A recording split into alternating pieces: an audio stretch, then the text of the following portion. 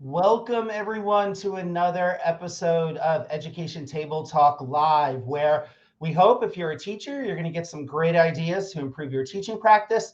And if you're an administrator, as well, some ideas to help your teachers improve their teaching practice. So, one aspect of teaching today that is capturing, I think, the hearts and the minds of many educators is how do we serve multilingual learners who traditionally have been called ELL learners or English language learners. I don't think I need to tell people that we have a migrant issue, and regardless of how you feel about that, pro and con, it's obviously having an impact in our schools. One statistic I found very interesting is that we have about 10% of our student population being members of the or being multilingual learners. And that's general. We have as many as 20% of our students being multilingual learners, particularly in states like Texas and California, to states like West Virginia, where they might be a little bit less. But again, it's definitely an area of teaching and learning that we need to really talk about. We need to learn how to support these students. So with that in mind, I'm really excited today to actually be joined by three guests. My first guest is Ojena Mora Flores, as well as Dr. Mora Flores, I should say, as well as Dr. Stephanie Dewing. They are authors of a great new book called A Guide to Welcoming and Engaging Newcomers. So perfect to have them on this panel. They are also professors at USC. And I'm also being joined today by my colleague and co-teacher at Brooklyn College, or co-student teaching advisor, I should say, at Brooklyn College, Michelle Ortiz. So ladies, thank you so much for joining us today. So I'm going to get right into it, and we'll go in the order of Stephanie, Michelle, and Eugenia. Why do you think we should care about multilingual learners? That's a great question, John. Thank you for having us today. I can hopefully speak on behalf of all of us, but we're very passionate about this group of learners, which is why we're here. And, as one of my friends and colleagues said, this group of learners is sometimes the best kept secret in education. I think being open to getting to know them, getting to know their stories, it gives us the opportunity to learn something new as well while we are helping them to develop English, while at the same time, all the content areas that we are all responsible for. So, there's lots that I could say in response to this question, but since you mentioned, it is a fast growing population of students. And there's so many benefits to being multilingual. And so getting to know them and really spreading that word too, and so they feel it as well, that this is an amazing asset to all of us, in especially our classrooms and our communities. Thank you for that, Stephanie. Michelle? So as you mentioned, with statistics, just looking at New York City alone, we have 16% of our students here identify as ELLs in our classroom, and over 42% are speaking another language at home, but may not be receiving services necessarily in the classroom.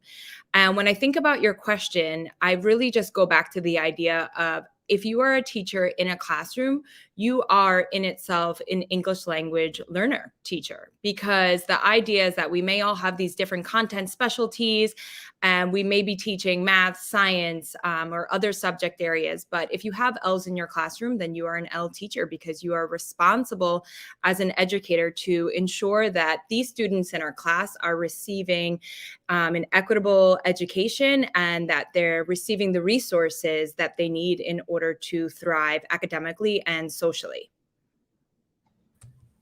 Eugenia? Yeah, if I can add to that, I think I'm going to take it a little bit bigger and bring us outside of the classroom and just remind us that we're all part of the same human ecosystem, right? We're all part of the same communities, and children, all children, different backgrounds, different language, we all coexist in these spaces. And I think that as teachers, we're reminded of our role and how we help build character and knowledge and thinking in children and in adolescents, and how that then contributes to the way that we all engage with one another, how we become professionals that engage with each other, how we become citizens. And I want us to remember that as teachers, we're there to teach all kids, to teach all kids, because we're all part of the same goal of working towards a more equitable society, not just an equitable classroom, but how then we take those values and that we show that all kids are equally important in how we prepare them, what we expect of them, what they're able to accomplish. And then that builds towards how I think we can be a much more equitable society as a whole. Yeah, I love all of that. I mean, to what Eugenia and Stephanie were talking about, we are part of a global community. So while we're talking about how do we support multilingual learners, it's really also about how we bring out that richness in what they can offer our communities. And that gets to what Michelle was talking about the fact that we're all all L teachers or multilingual learner teachers, because for students to bring out what's in them so we could all benefit from this cultural knowledge, we need to know how to support these students. We need to know the strategies that are actually going to work to ensure that these students could grow, learn, and achieve. So with that in mind, my next question is, and then we'll go Eugenia, Stephanie, and Michelle, is what are 2 or 3 things or strategies teachers can use to support this community of learners? Oh gosh, there's so many, so it's hard to pick 2, but and then to describe them. One of my biggest messages to teachers is let them talk. Right? Let them talk. I think that as we look at schools and classrooms and students are going across the grade levels, we start to see quieter and quieter and quieter classrooms. And we're reminded that the language gets harder and harder and harder. So I think that one of the simplest things is just opportunities for oral interaction, not just say something after me or repeat this or let's say this together, but an interaction, because then in that way, they learn how to respond. They learn how to listen. They learn how to build off ideas. So something as simple as a paired discussion, not just a pair share where we tell each other what we're thinking, but a paired discussion where we challenge each other. We engage in different perspectives and points of view. So I do think as simple as that is important. The other one I will say is one that I learned many years ago, and that is something, it's called the 10-2 lecture. And it doesn't have to be exactly that. What it says is that think about the fact that you're learning a new language and content at the same time. There's so much coming in, right? What did the teacher say? What are we talking about? What am I supposed to grab onto? So there's this strategy called the 10-2 lecture, which says after you're inputting to students about 10 minutes of information, knowledge, instruction, we need a pause. And we need to just say, and you don't have to time it 10 minutes, 2 minutes, but just you need to pause and say, where are you at right now? What are 2 things that have resonated with you? Or jot down one idea that's stuck with you. Or turn and talk to your neighbor and just share, what are you hearing so far? So the 10-2 lecture, which is the name of the strategy, is just moments of pause and reflection. Because so much comes at you, you just need those moments to either stop and jot something, or stop and think for a moment, or stop and talk to somebody about it before the teacher moves on. Because what we often do is we keep going and going and going, and we probably lost them 20 minutes ago. So, and it's whether you input videos, lectures, reading at a child, any form of input coming in, we need reflective time. Thanks, Eugenia. Stephanie. Great strategies, Eugenia. I could not agree more. So I will add one big strategy with several kind of underlying strategies that are related. And I would say, in addition to what Eugenia said, one of the greatest gifts we can give our students is word knowledge or word wealth, to be able to help them expand their vocabulary. And, we oftentimes see a lot of traditional methods in the classroom of let's look up the definition and put it in a sentence. And not to say that there's anything wrong with that, but we need to be more active and help our students get more actively engaged with these words. And so there's lots of ways we can do that. Movement. So there's a lot of brain research that shows that connection between a gesture or movement and a word or a concept can really help it stick into our brains. And through that, we can get some repetition in there, which is essential for our students who are, especially those who are brand new to learning the language, but are really helpful, especially those academic, tier 2, tier 3 words. That repetition is so important. There are many other strategies, including visual representations, any of those multiple means of representation and engagement, including non-linguistic representations. Maybe sometimes we even help with a little first language support as needed, maybe looking at things like cognates, words that are very similar between the two languages, can also help build that vocabulary. And the final sub-strategy of vocabulary that is really powerful is when we can help our students connect that new word or that new concept, that new learning to something personal, something familiar. So tapping into prior knowledge and experiences or some way that they can relate on a personal level will certainly help build that word wealth as well. Thank you and so have much. fun. Oh, Have exactly. fun with the vocab too. Thanks, Stephanie. Michelle? Stephanie and Eugenia had such great ideas. In terms of like a teacher's perspective when it comes to planning and preparation, I find that for this part, very often teachers that are new to working with this population feel very overwhelmed. So one simple strategy and suggestion that I like to offer is just ensuring that after your lesson plan is complete and your plan is done, to really consider what your entry points are for your different levels of students, of L's in your classroom. So for example, is there an entry point for your entering and emerging levels versus maybe your advanced L that's there? And just by doing so, you're kind of going back and just double checking that along the way of your plan, you have scaffolds in place to ensure that they too can access the academic and content component of your lesson. So that could be as simple as adding some visuals to your slides, perhaps translations, thinking about when you're doing a turn-in talk, ensuring that you're pairing them with a great language buddy. And while this may look really different for each lesson, at the end, just by asking yourself, are my students able to reach this learning target? And are they able to access these scaffolds that I put in place? You're ensuring, while things may not always go as planned, you're ensuring that they're in place in order for them to feel successful. And with that being said, I'd also just like to mention that I think it's really important that when you're working with this population, even though it's not necessarily an academic strategy, but a social emotional strategy of just making sure that the affective filter in the classroom is low, that you're taking into consideration of different emotional variables, ensuring that these students feel welcomed, ensuring that, it's a safe space, that they're able to feel comfortable taking risks as they're going through the process of language acquisition.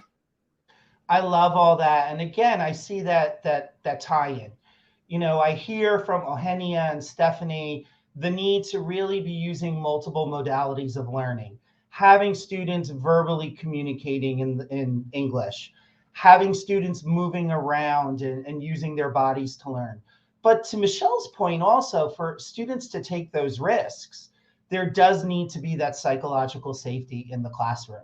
So a follow-up question for all of you then is, these strategies are great, and they are definitely going to help our multilingual learners to grow and achieve.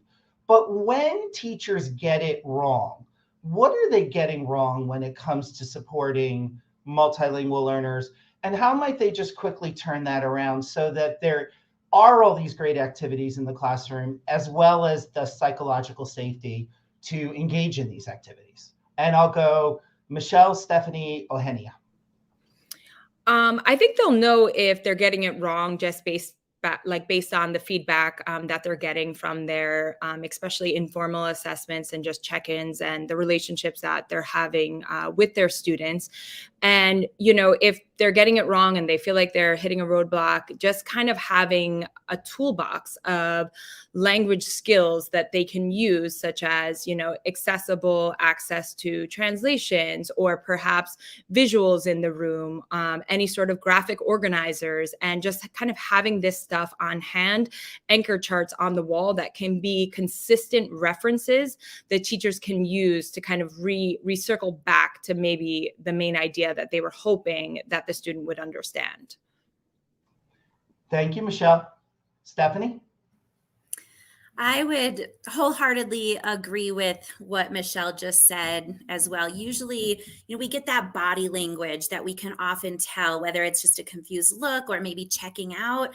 It is so challenging. And being a student in today's classrooms is challenging anyway. But when you add in that layer of also learning a new language, it can be quite overwhelming. So many of the things that Michelle said and Eugenia said earlier as well, to create that right environment for them, to create that safe space, have the tools and resources accessible. And I think one of the things that I see sometimes, and I wouldn't say necessarily that teachers are getting it wrong, but I think it's just sometimes, we're human and sometimes we get challenged and overwhelmed as well. So I think allowing us to take a step back, I think giving ourselves some time, giving them some time and saying, you know what, maybe we didn't get this today or right now, but you will get this. So that patience, that support, in addition to all those tools and resources. I love vocabulary, journals, and notebooks for all content areas, all grade levels, word walls, anchor charts, as Michelle said, having those tools accessible. For me, having things like images ready to go. Because I have no artistic talent. Unfortunately, I've tried drawing and it just hasn't worked out.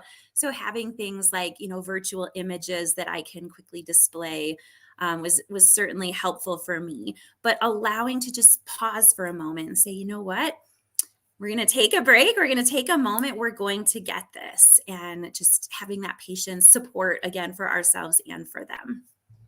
Thank you, Stephanie. Eugenia? Yeah. Well, and first, Steph, I'm sure you can draw. It might not look exactly like what you want it to be, but it could be a little ish at the end, tree-ish or something.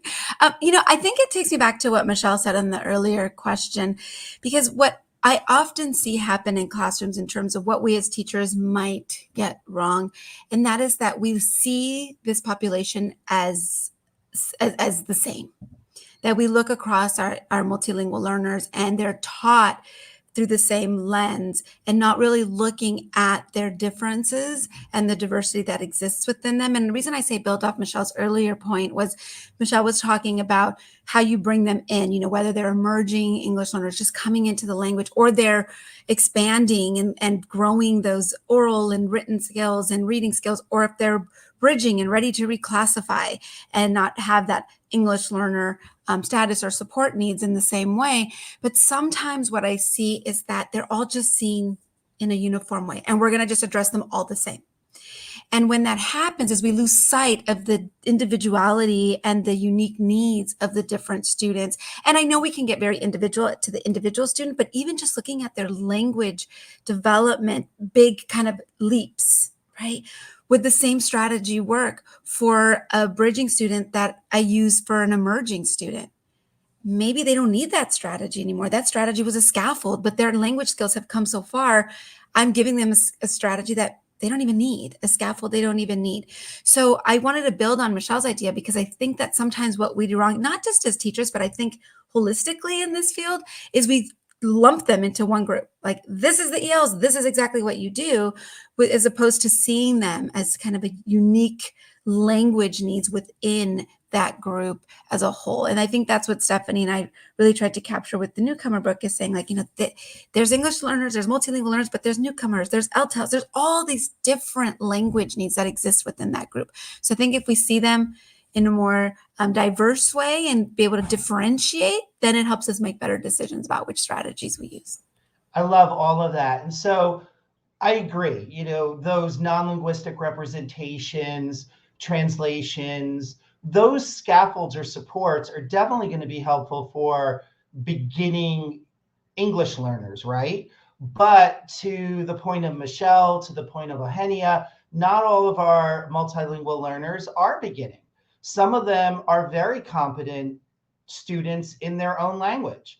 So not only that, but not all multilingual learners, like we're saying, are at that base level. Some already do have some grounding in the language. And so those non-linguistic representations, those translation activities really aren't going to be appropriate for those students. And as a coach myself, I will often see, not often, but occasionally see teachers who are struggling in understanding how to support those different levels of students, giving all multilingual learners non-linguistic representations, when for your more but your more transitioning students, you're going to want to be doing more things scaffolding the English rather than necessarily giving them translations or non-linguistic representations, but how can they use models?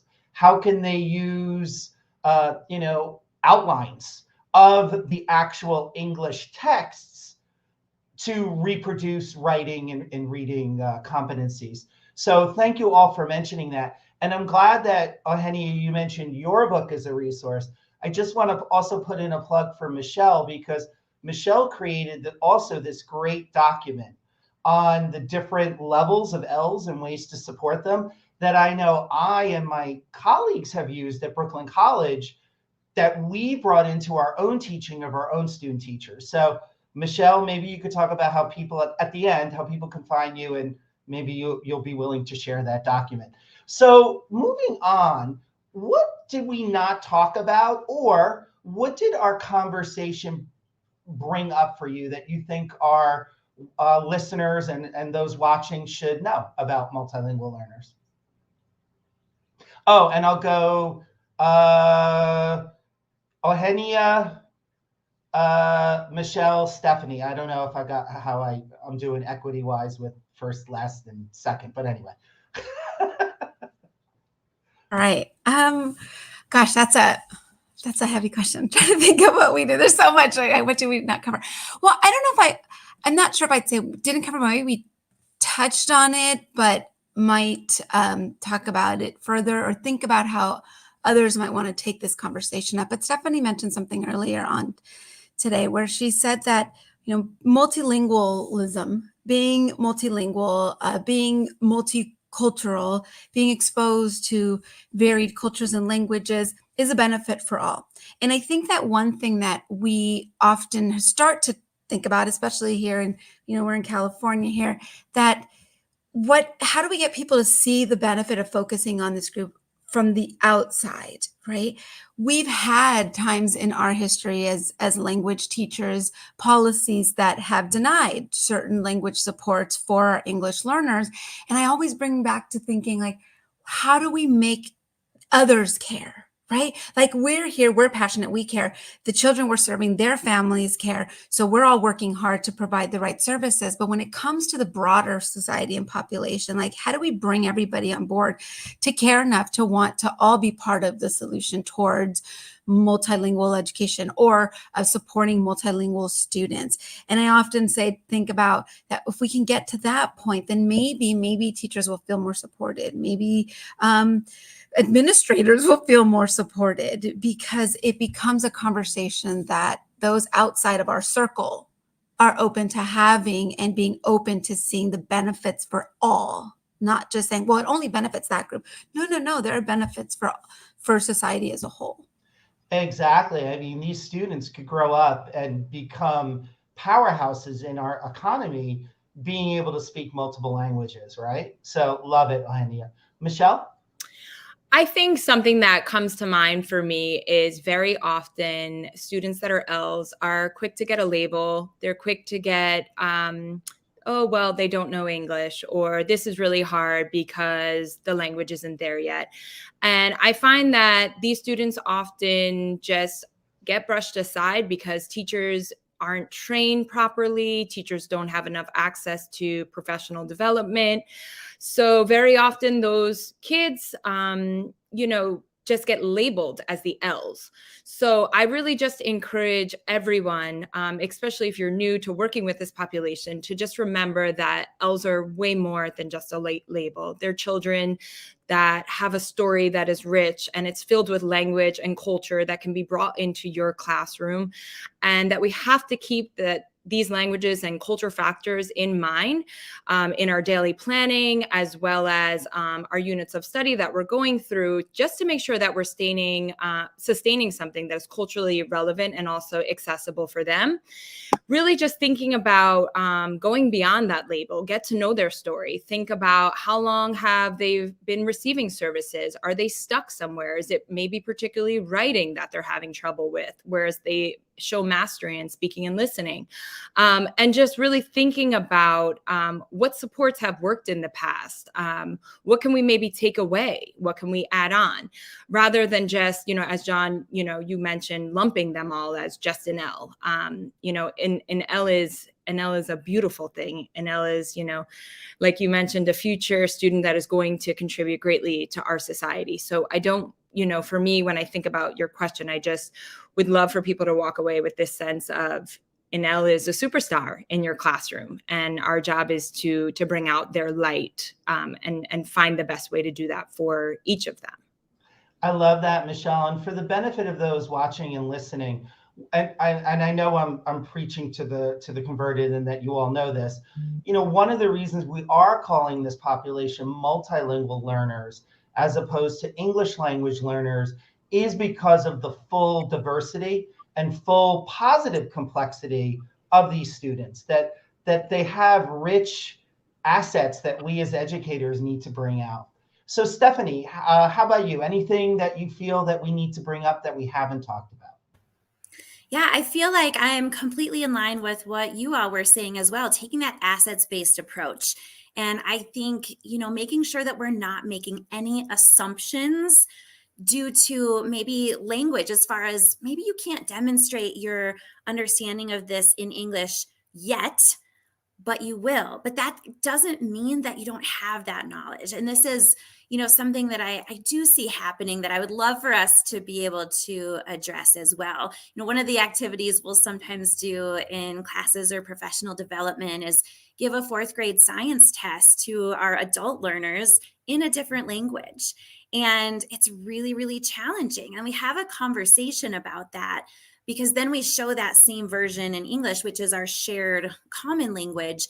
And I would say probably over 90%, probably closer to 100, say that they would have done well on that version of the exam. They had the knowledge.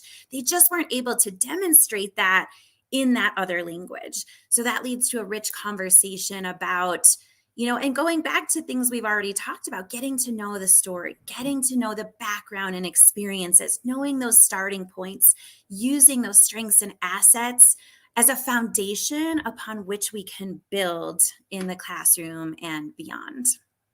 Love that, Stephanie. And you remind me that we could have a whole chat around diversifying and differentiating assessment as well. With that in mind, I think there's 1 or 2 questions from the audience. So one of the questions that looked very interesting, and it comes from Michael Willis, is in culturally diverse classrooms, what are some challenges in maintaining an inclusive and equitable learning environment for multilingual learners? Stephanie, Michelle, Eugenia. Great question. I do feel like we've touched on this in parts of our conversation already today. And I think one of those greatest challenges being, I think as Eugenia was saying earlier, just looking broader than our classrooms, than our schools, than our bubbles, thinking, bigger and broader. And I think, and Michelle was mentioning this earlier, sometimes labels, sometimes maybe lack of training or awareness or taking that assets-based approach can be a challenge.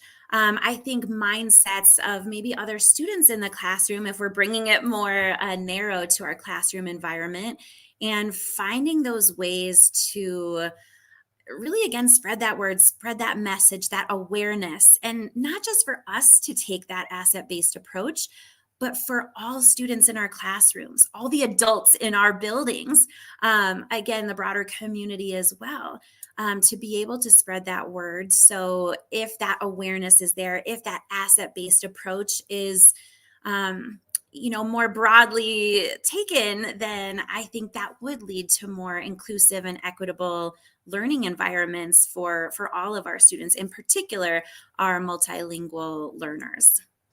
Thank you, Stephanie.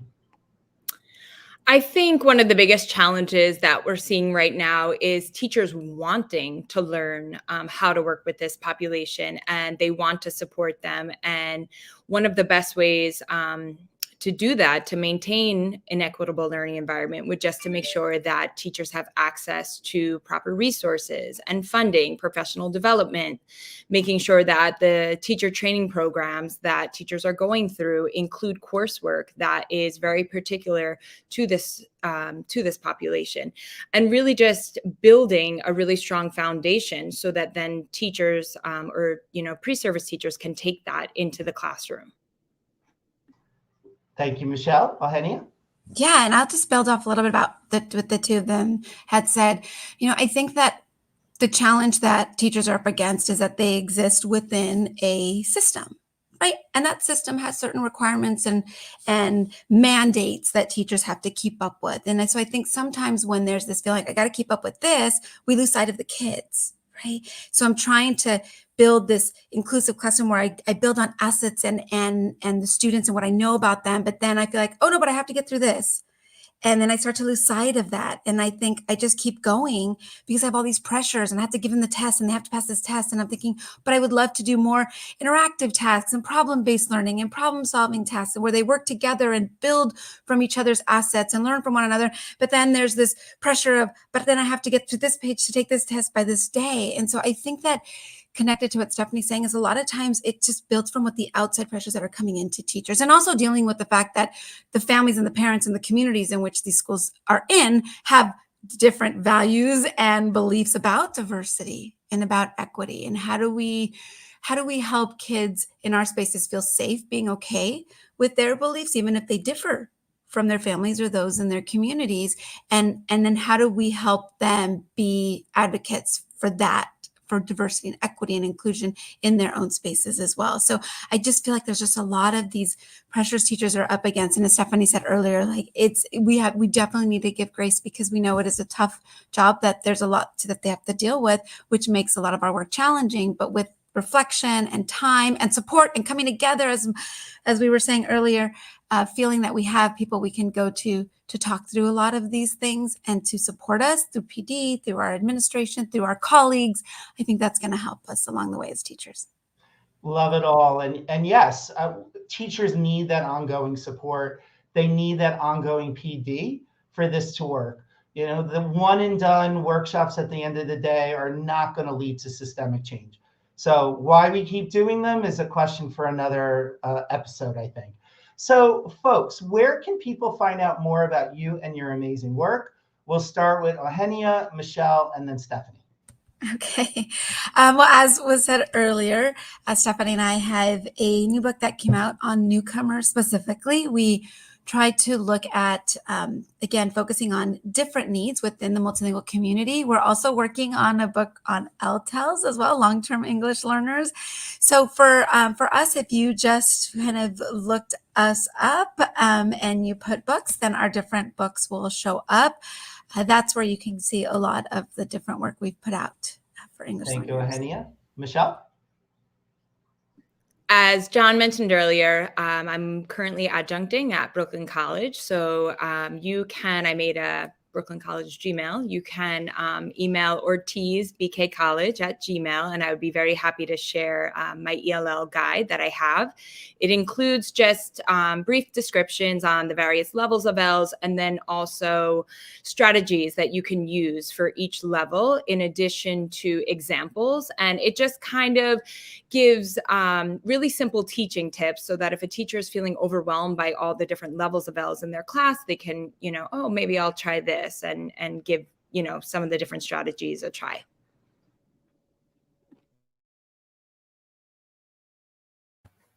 Oh, John, you were muted, but I think you turned it over to me. So I'll go ahead and jump in. I did. I was going, why is Stephanie not going? Stephanie. I saw your lips moving. I think you're saying go on and move it along. Not the first time I've done it, Stephanie. It won't be the last. As Eugenia said, you can certainly look up that guide to welcoming and engaging newcomers. Also, I think I try to put most work-related endeavors on LinkedIn. I'm not great about social media, but I do try to put some updates on different work-related either publications or workshops, things like that, on LinkedIn, and also through University of Southern California, Rossier School of Education. I think probably contact information can be found there as well. Thank you all so much for your time today. I hope, folks, that you reach out to these wonderful people and improve and increase your knowledge of multilingual learners, because they're definitely a population that not only do we need to support, but we also need to learn from them as well. So everyone, thank you again for your time today. Thank you.